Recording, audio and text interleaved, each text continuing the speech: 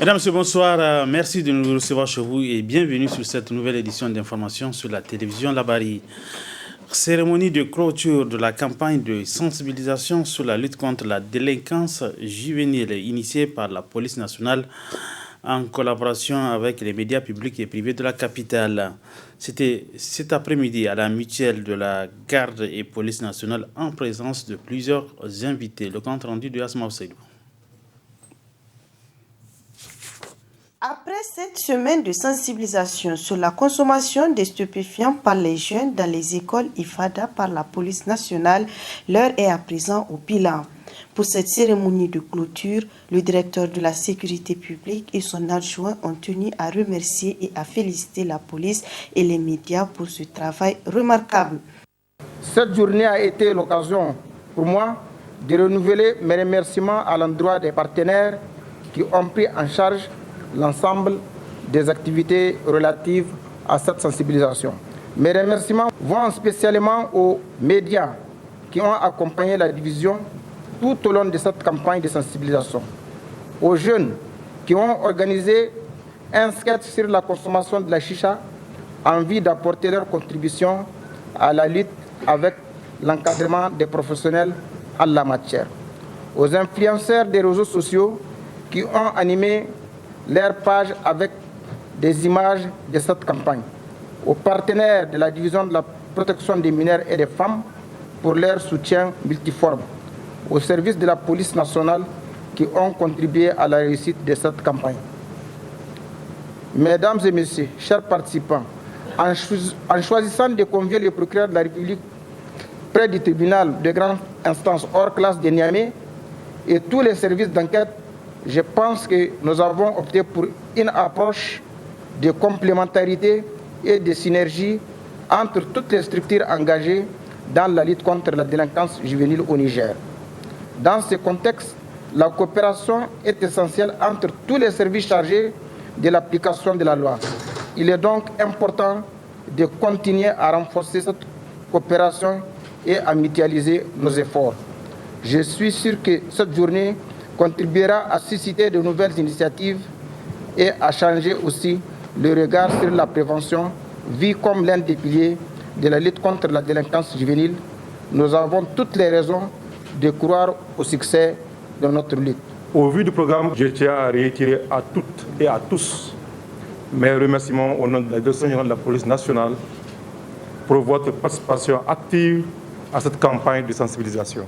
Très émue, la directrice principale de la direction de la protection des femmes et des mineurs et le procureur de la République, tous ont tiré un bilan satisfaisant. Nous avons passé cette semaine à visiter les différentes écoles et certaines FADA de la ville de Niamey dans le cadre de la lutte contre la délinquance juvénile de manière générale et particulièrement la consommation de la chicha et des autres stupéfiants ainsi que le mauvais usage des réseaux sociaux. Pourquoi ces thématiques?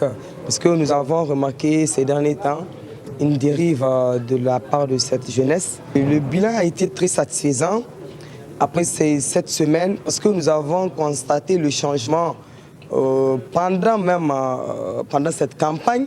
Il y a eu des changements de comportement. Nous sommes en train d'observer un peu partout qu'il y a une prise de conscience par rapport à la consommation de la chicha sur la voie publique qui n'honore pas la jeunesse parce que tout simplement il y a l'influence sur les autres adolescents et c'est pas intéressant. Et nous pouvons dire qu'il y a eu un effet, il y a eu un impact. Ces jeunes étaient vraiment engagés au changement. En matière de prise en charge de la délinquance juvénile de manière générale, la prévention occupe une place prépondérante. C'est un aspect important de la prise en charge de la délinquance juvénile. C'est en cela que je trouve cette démarche assez pertinente. Il s'agit d'une initiative très louable et j'ai été particulièrement émerveillé par la pertinence de l'activité et aussi le courage qui a caractérisé tous les membres qui ont contribué à la réalisation de cette activité. J'ai suivi des jours comme des nuits, j'ai suivi également les terrains souvent assez dangereux. Ils n'ont jamais hésité, ils n'ont jamais reculé. Ils sont partis à la rencontre des jeunes de tous les quartiers de Niamey.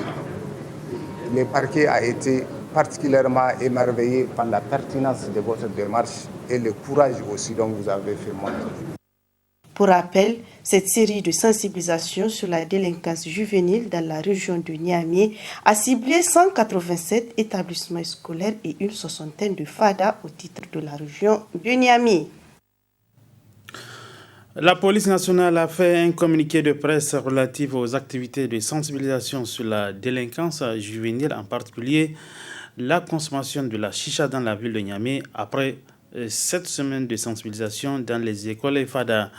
Suivant ce communiqué de presse avec Nana Ichetubako, elle est commissaire de police au service central de l'information, des relations publiques et des sports. On l'écoute.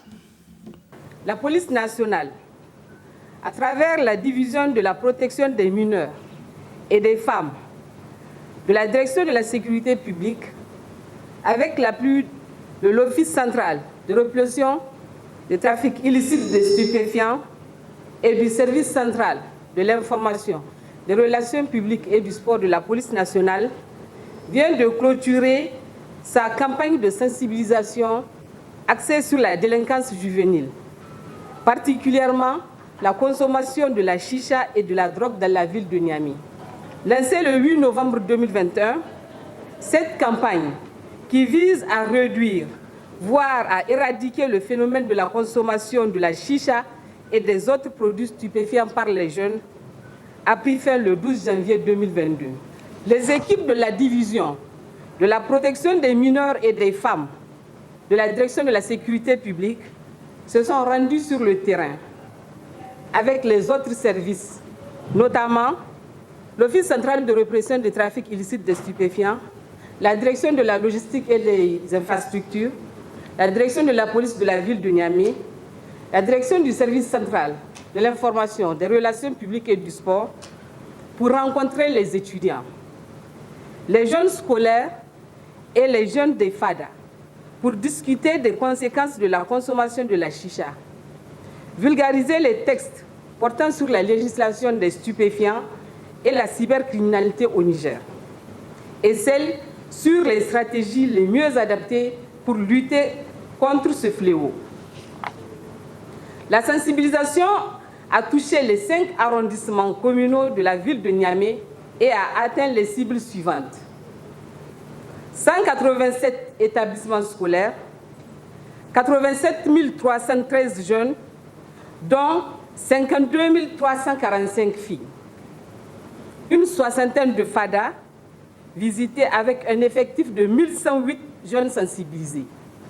Appréciée par beaucoup d'enseignants et parents d'élèves, l'approche utilisée est de prévenir la commission d'infractions à la loi pénale par les jeunes et par conséquent de lutter contre la délinquance juvénile.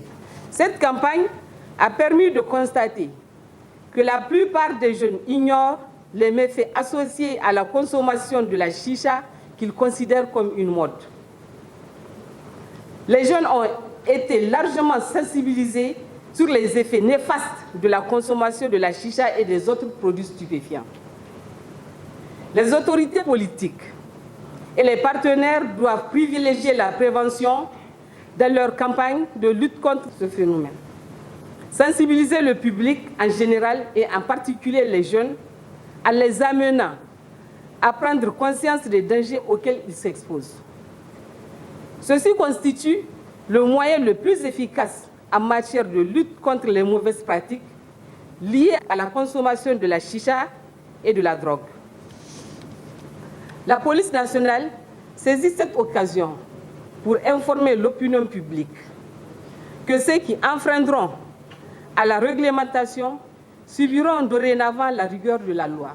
Nous tenons à remercier toutes les personnes ressources, les parents d'élèves, les directeurs des établissements scolaires, publics et privés, l'université Abdou Moumouni, les écoles professionnelles, les jeunes volontaires des FADA et leurs encadreurs qui ont réalisé ces scénarios, ainsi que la presse, Nous tenons à remercier la presse qui n'ont ménagé aucun effort pour la réussite de ces activités.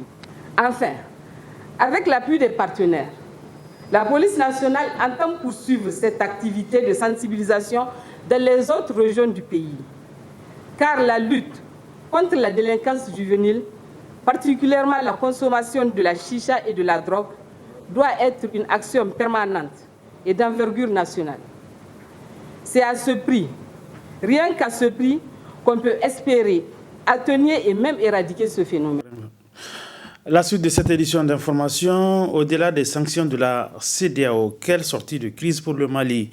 C'est le titre d'un article publié ce vendredi par l'Institut d'études de sécurité sur la situation qui prévaut au Mali après les sanctions de la CEDEAO, notamment un bras de fer entre ce pays et l'institution sous-régionale. Plus de précisions avec la responsable programme de l'Institut ISS, Monde Ornella Moudéram, basée à Bamako. Elle est interrogée par Hassan Saleh Moustapha. Actuellement, nous sommes dans une sorte d'impasse.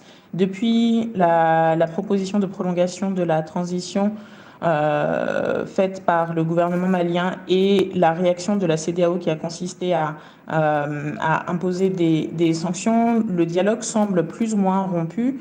Or, il est important de trouver une sortie de crise à cette situation afin de pouvoir se concentrer sur l'essentiel, qui est bien entendu d'une part la définition d'un agenda concret avec des objectifs clairs pour cette prolongation de la transition malienne qui, de fait, est devenue assez inévitable, mais aussi, plus largement, le fait de réfléchir à comment rendre le processus démocratique à nouveau attractif pour la population et pour les citoyens du Mali.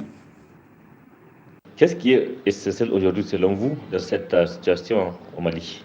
Alors, l'essentiel, il me semble, c'est précisément ce que je viens d'évoquer, la nécessité de voir au-delà de la problématique des dates, de sortir un peu de cette focalisation sur les dates des élections pour orienter le dialogue vers les objectifs concrets que devra servir une prolongation de la transition et notamment voir dans quelle mesure ces réformes pourront permettre de sortir un peu de l'impasse démocratique. Il y a au Mali une situation de crise qui est grave, qui est multidimensionnelle et qui, à l'évidence, ne sera pas résolue par l'organisation d'une élection sans réforme préalable d'un système politique dysfonctionnel.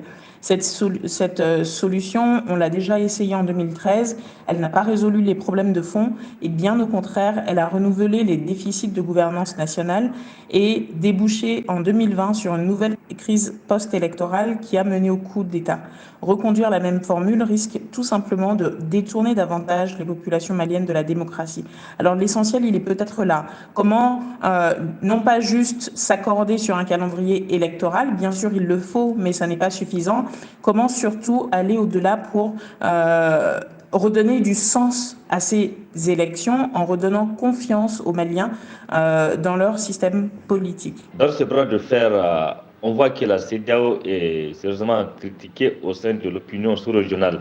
Est-ce qu'elle ne risque pas là de perdre le peu de crédibilité qui lui reste? Tout à fait. Dans cette crise des sanctions, bien entendu, le Mali fait face à des risques importants, mais la CEDEAO n'est pas épargnée par ces risques non plus. Elle aussi risque de voir la situation se retourner contre elle, puisqu'elle est déjà fragilisée auprès des opinions nationales et régionales. Sur le plan national, l'organisation a acquis, en raison de l'usage répété des sanctions, l'image d'un censeur plus que celle d'un partenaire, ce qui sape sa légitimité. Beaucoup ont oublié le rôle central qu'elle a pu jouer dans l'assistance aux forces armées maliennes dès 2013, notamment avec la mission internationale de soutien au Mali sous conduite africaine, la MISMA, et le rôle que les pays de la sous-région continuent également de jouer au sein de la MINUSMA, la mission onusienne qui est déployée actuellement au Mali. Sur le plan régional, le silence de la CEDEAO face aux manipulations constitutionnelles visant à promouvoir des troisièmes mandats présidentiels en Côte d'Ivoire et en Guinée, ou encore face aux dérives autoritaires qu'on voit dans plusieurs pays, contraste avec son insistance pour obtenir un retour rapide à l'ordre constitutionnel au Mali. Ce deux poids, deux mesures n'a pas échappé à l'opinion régionale, et ça bien au-delà du Mali. Et cela accrédite aux yeux de certains la thèse de l'acharnement, comme quoi la CEDEAO s'acharnerait sur le Mali. Dans ce contexte, évidemment, un échec des sanctions pourrait ajouter à la crise de légitimité un signal d'impuissance et finir de discréditer l'organisation. Il pourrait aussi en être de même si les groupes armés djihadistes présents au Mali profitaient de l'imbroglio qui est créé par cette crise des sanctions pour engranger des avancées. Dans l'article, ce sont des réformes préalables d'un système politique dysfonctionnel qui sont la panacée pour le Mali. Quelles peuvent et doivent être ces réformes selon vous? Vu la complexité du contexte malien, à l'évidence, il n'y a pas de panacée, il n'y a pas de réponse facile et toute faite. En revanche, il y a certains impératifs que toute réponse durable devra prendre en compte. Cela inclut la mise à plat du système électoral. Je pense que c'est la première réforme, la réforme électorale. Mais cette réforme-là ne peut pas avoir lieu sans un certain niveau de discussion sur le cadre constitutionnel, puisque évidemment il y a des aspects de la loi électorale qui relèvent de la Constitution elle-même. Pourquoi est-ce que la réforme électorale est si importante? Il ne faut pas oublier que si on en est aujourd'hui là où on en est, c'est parce qu'il y a eu une crise post-électorale en 2020, à la suite des législatives de mars-avril 2020 qui ont suscité énormément de contestations. Le système électoral est au cœur de la problématique et on voit mal comment, sans régler ce problème-là, on pourrait aller vers une élection qui ne va pas mener au même type de problème, au même type de contestation et au même type de crise à nouveau. Un volet reportage dans cette édition d'information avec l'utilisation du make-up par les femmes, notamment les jeunes filles. Une pratique qui vise à se faire belle, mais que l'islam condamne. Précision dans ce reportage de Boubacar Ibrahim.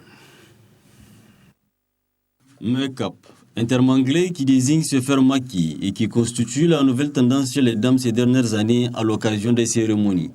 Également se déguiser, se faire recouvrir de fard, cette nouvelle pratique qui a envahi le monde de femmes est malheureusement faite au détriment des 5 obligations journalières islamiques. En effet, quand elles le fassent, la plupart s'auto-exemptent des prières pendant au moins 24 heures. Toute chose que condamne l'islam qui remet en cause même les substances utilisées.